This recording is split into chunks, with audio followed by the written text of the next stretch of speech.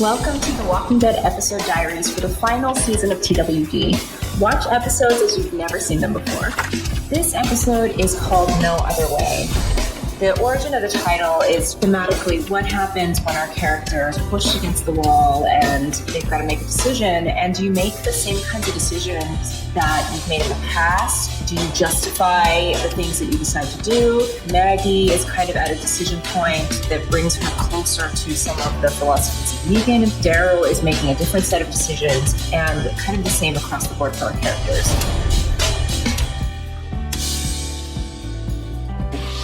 Reading the script for this episode, I really thought that our group was going to do a better job at putting up a fight against Carver, but I guess that just shows how highly trained the Reapers really are.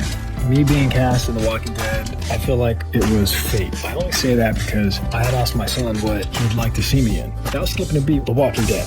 Now, my boy is the biggest Walking Dead fan, and then lo and behold, a couple of months later, I get an audition. And now I normally never bring my family out to a film set with me. We actually stayed behind the walls of Alexandria. My neighbor was Richard Coaster, who plays Pope. My boys love him. It was one of the best summers we've ever had. And I'm so grateful for the show, just for the memories that we made as a family.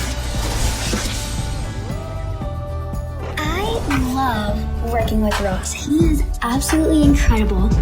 Doing the part wherever Ross comes through the window, before we had rehearsed anything, me and Annabelle were like, how are we gonna do this? And then Ross was like, this is my idea, this is my vision, are y'all comfortable with this? And we're like, oh my gosh, Ross, you're a genius. That whole basement sits inside a tank. There's like a steel cage basically surrounding it, like that fills with water. The water is heated, so they're not even cold like being in the warm bath. Originally, before the pandemic hit, we were imagining a much bigger flooding sequence that involved multiple people. We had to scale down what we could do. As soon as I saw the tank, I knew that we were gonna have so much fun. It didn't even feel like work. It just felt like we were having a pool day plus zombies. One day of filming that stands out the most was one of the hottest days in Georgia. I'm wearing 15 pounds of denim and leather. My mouth is bound with rope. I'm in the scene with Lauren, Morgan, and Jeffrey Dean. 3 hours later, it's so damn hot. I didn't really understand, nor did I take serious the Georgia summer.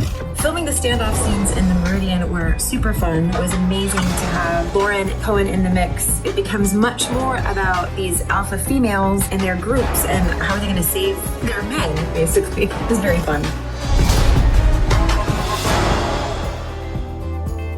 So I think pretty much every actor on the show wants to eventually play the eponymous Walker. So you get to wear the prosthetics and you get to shuffle and snarl, and I was no exception. I was excited. I got to slug my way over to the eternally lovely Lauren Cohen and her maternal embrace. And if that ain't resting in peace, I don't know what is.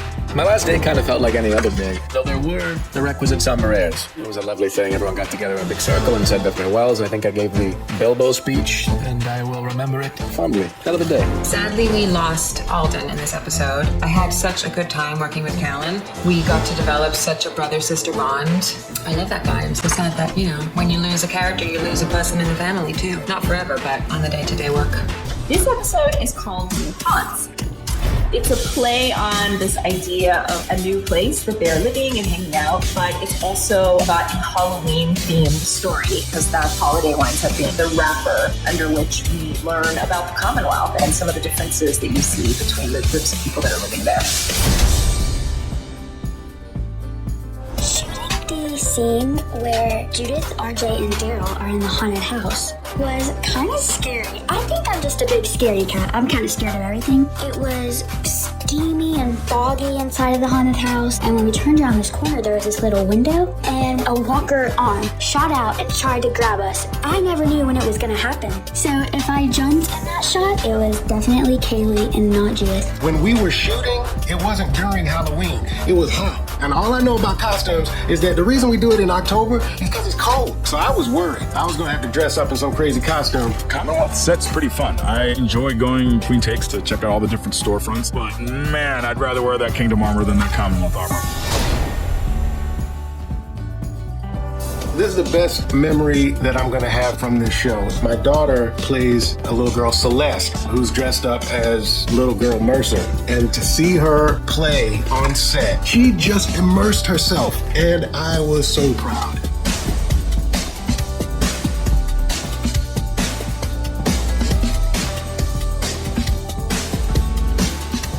There's nothing better than a tiger. And if there's nothing better than a tiger, the only thing better than a tiger is a baby tiger. And the only thing better than a baby tiger is an actual baby dressed up as a tiger. We got Jerry's entire family, which are the cutest children in the history of children, all dressed up as baby tigers. I can barely take it. I think I passed out 3 times. It was awesome.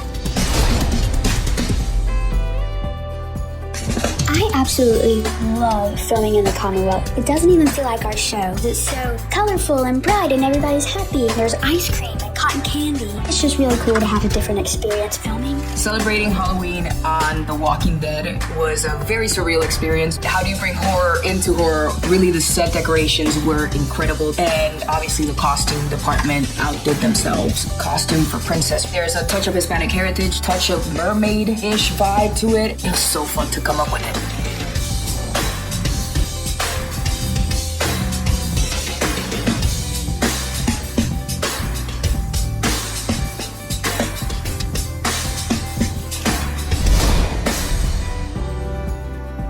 Meeting Norm was probably the scariest because obviously I've been watching the show since day one, and seeing him in the flesh, I'm just like, oh God, that's Daryl. But he's actually the nicest person ever. For me, the banquet scene itself was so wild because I'm seeing so much of the cast for the first time in person. Working with Norman Reedus is a total blast. It was funny. We had a cute little back and forth with each other on the first day, and then later we had a scene and I was mesmerized by his vulnerability and subtlety. It was a delight to work with him. Pretty dope getting to work with Norman Reedus. It's inspiring to work with someone who is always digging deeper. Just made it that much easier to be there in the moment. Thank you for being that rock. This episode is called Rogue Element. There is a vibe of espionage or covert operations, and Eugene does kind of go rogue as he's trying to figure out what's going on, and then he uncovers other rogue elements that are operating within the Commonwealth.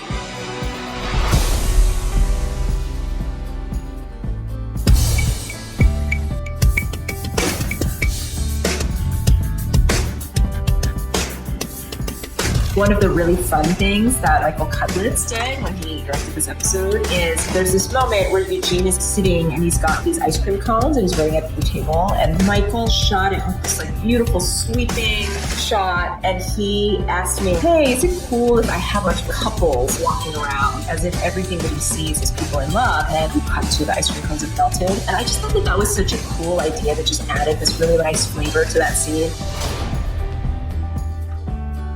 I had a great time working with Lauren and Angel. Lauren is a big bowl of light, super genuine spirit, and Angel is a sweetheart, beautiful soul.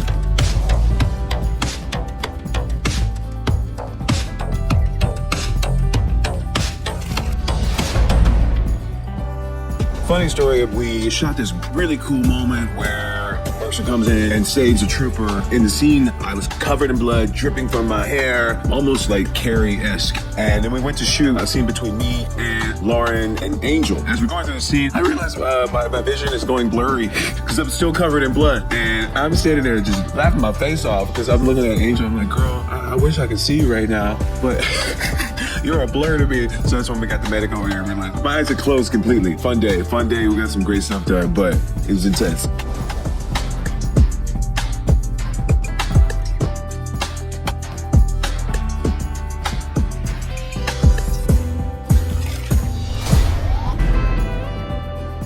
So episode 11 was probably my favorite episode to work on, not only because I had the meatiest scenes, but also because it was directed by the great Michael Cudlitz, who is a wonderful director, and he knows the show like the back of his hand. Paola's so cool. She's just so funny and alive. She's a great writer, too. And Josh McDermott is such a powerhouse of an actor. He really transforms. Offset, he's the kindest, funny, sort of sweet, quiet guy. He really just becomes Eugene. He knows that character so well, and it's so much fun working on him. I love working with Josh McDermott.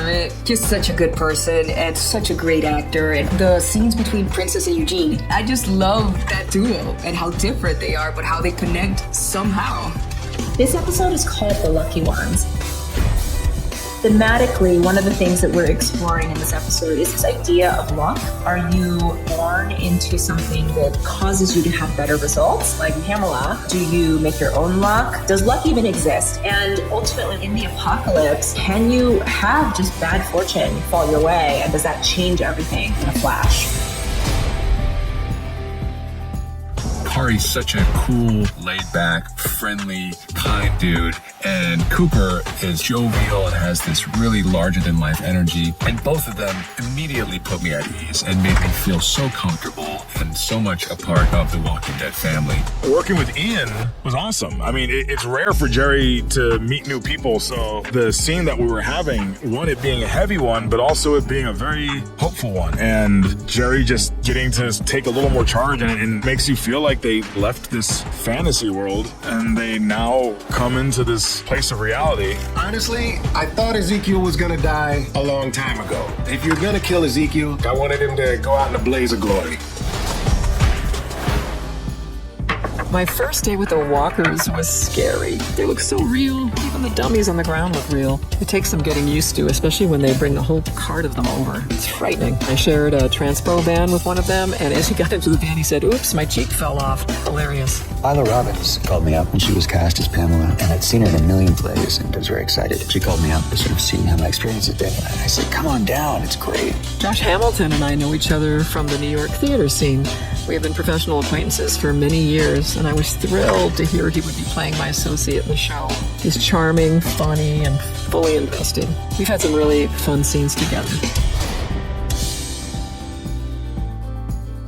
No matter how many times I get to do it, I never get tired of slashing walkers, man. I mean, we did that sequence running up and down the hill so many times, so we definitely got a good workout in that day. And it was also the first time I got to see Mike in action. And he is such a monster with his weapons, like his axes. Little known fact, the last walker that Maggie kills is actually Greg Nicotero. He kind of stowed away as a walker on set that day.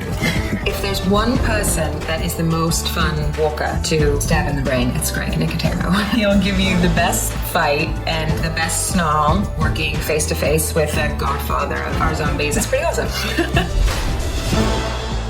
The thing about Carol in general, she's gonna come flying in and save the day at some point. And I wasn't sure exactly how it was gonna happen, but I knew that she was gonna do some kind of terminus magic on that thyroid tumor of Ezekiel's. I just didn't know how it was gonna happen. Pari and Ezekiel have a ton of similarities. They are both theatrical, they're both funny, they are both goofy as hell. And every time I'm with him, he reminds me of why we became actors in the first place. This episode is called Warlords. That episode title is taken from language that this character Carlson uses about anybody who's outside their community. This tells you something about the attitude of the Commonwealth. It is minimizing every other survivor that's out there in the world. But depending on which side of the story you're on, it might mean something different. Who are truly the warlords here? Lauren Cohan, she's really nice and she's really polite. I really like her because, well, she's really nice. Cassidy is like a ray of sunshine given human form. Honestly, we always manage to find something to laugh about or nerd out about. I'm just really glad we got a chance to work together again after so long. She was one of the first people I got to meet when season 11 kicked off. And since then, she's been just such a great friend and such a great person to work with. This episode has this unique structure where you're jumping back in time, and my writer's room, we're always trying to push ourselves as writers to figure out what's an entertaining way to tell this story that we haven't done before. I got really close to a significant role in the pilot all those many years ago. And you have to remember at that time, it was unprecedented. It was a real gamble to bring this kind of storytelling to television. I was really grateful.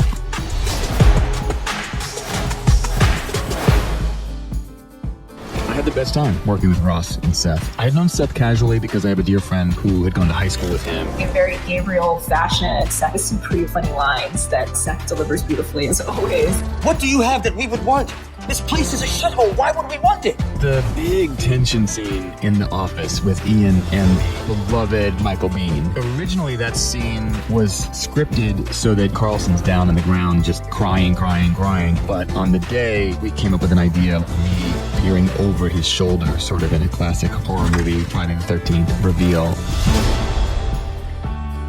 I know Josh Hamilton very well. He's a good friend of mine. We did this play on Broadway for a year together, and we'd never gotten to act on screen, so that flashback scene that we have was truly one of the main reasons that I was excited to do the job. I was just so honored to be a part of this amazing ensemble and this world that they've created. Jeff was just a gem of a human. I was a little intimidated going into working with him. I didn't know him as a person outside of his character, but he's just immediately so kind and cool and just chill and seamless to work with. This episode is called The Rotten Core. In this episode, we're really continuing to peel back the layers of the Commonwealth and showing that there truly is this rotten center in something that feels like so polished on the outside. It's all about what is hidden, starting to be revealed for what it is. The days were really so joyful and the crew was so great. I have to give just a real special shout out to Bert, who is the armorer. He was the best. I had some incredible weaponry. I think Hornsby is very driven, very ambitious. In a way, I think all he really wants is to please Pamela. I think he's someone who has probably read every self-help book, how to get ahead and be the best you can be, and I think he's a fairly tragic figure. We were shooting the big scene with Kristen and Norm on just the side of this hill. And I remember looking out and seeing it and kind of having to take a second and just be like, man, we are just doing make pretend on the side of a mountain. It is gorgeous and this could not be more fun. I have like soldiers behind me, a zombie, Daryl who's just staring me down like he's about to kill me. It was just so awesome. The line that Sebastian crosses, bringing their kids into it, Norman and Christian, they both have some really, really good suggestions about how to play out this moment with Sebastian. The show is shrouded in a lot of mystery. Unless you're auditioning for a character that's clearly defined in the source material, you kind of don't know what you're signing up for. So while I was thrilled when I found out I was cast as Annie, my initial reaction was a ton of questions, an avalanche of questions. Lauren, the first day that I worked with her, gave me a really helpful way of thinking about it. She said it's like walking through a dark forest and you have a flashlight. It's only going to be able to illuminate a few feet ahead of you at a time. I really liked the scene that I have with Medina, who plays Annie. It was a difficult conversation for two people to have, and it was such a pleasure to act with Medina. I gotta give it to all the actors who portray the walkers on the show, especially in the summer. They're wearing full-on prosthesis and layers. They work as hard as we do. At this point in my career, I've died a lot of ways. I just want to know how long I'm going to be lying in blood. You can imagine The Walking Dead has it down to a quick, facile science. Also, this was a huge death and everybody was really excited about it. Because of COVID protocols, there are zombie puppets. Those things came at me to eat my face off. This episode is called Trust. Really the key moment in this about trust is Daryl asking Maggie to trust him to make sure that nothing is going to go wrong while they're there. But I think for a lot of our characters, even in the other storylines, they're trying to figure out who can I trust, what can we trust about the Commonwealth, and what decisions do we need to make going forward. Seth and Ross as Gabriel and Aaron are actually both very, very funny in real life, and so their characters tend to be so serious, but we like when we can have those moments of dark comedy in it. While they're playing it completely straightforward, it still plays as funny. And then when Daryl comes into the scene, again, Norman also can be hilarious. So Norman Reed is obviously the coolest guy in the world. He is so welcoming. And Norman is so subtle. I mean, he does more with a look than I've done in whole jobs. It's like a masterclass. What's so brilliant about the way he plays Daryl is that the vulnerability that he brings to this guy who's so badass. I don't know if I've ever seen anything quite like it. It's so fun to write for Princess and Mercer. Those two are great as individuals, and their scenes together are just so sweet, and the way that they play the characters is with such nuance and loveliness and unique charm. It's pretty easy to be vulnerable when you're working with Paola. Her spirit just puts you at ease. She's a fantastic human being, fantastic actress. Michael, James Shaw, and I just sat down and asked each other what we were comfortable with, which is very important when you have any scenes of intimacy with a scene partner. But we're friends in real life, so the friendship chemistry was there, and that hopefully will pop off the screen. The character Ezekiel is like a suit somebody tailor-made for me. This show has changed my life. It's very weird to walk down the street and a stranger screams, "Hey, King!" You just don't expect that. People always ask me about the wig, and actually the wig is pretty amazing. Unless I'm wearing it for like 14 or 15 hours, that's when it starts to itch. Even when it's hot outside, I just turn away from the sun and it acts like kind of a natural umbrella. Working on this show is a joy because everyone is so cool. You've been doing a show for 11 years in difficult situations sometimes. I mean, people covered in blood in the woods all night in Georgia, bugs, and there's no room for people who are difficult to work with.